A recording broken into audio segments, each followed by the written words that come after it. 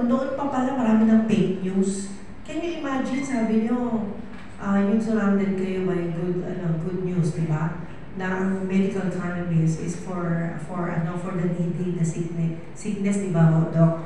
Pero, it turns out to be, mas malakas yung fake news, no? Nakakahiya nga po kasi taga-media rin ako, pero bakit ganun nga yung na-capture ko? So, ibig lang sabihin, ako, aminin ko na kulang ako sa research. Kasi kung nag-research ako, hindi ko siguro gagayahin yung mga comment nila. So, it's time to be corrected.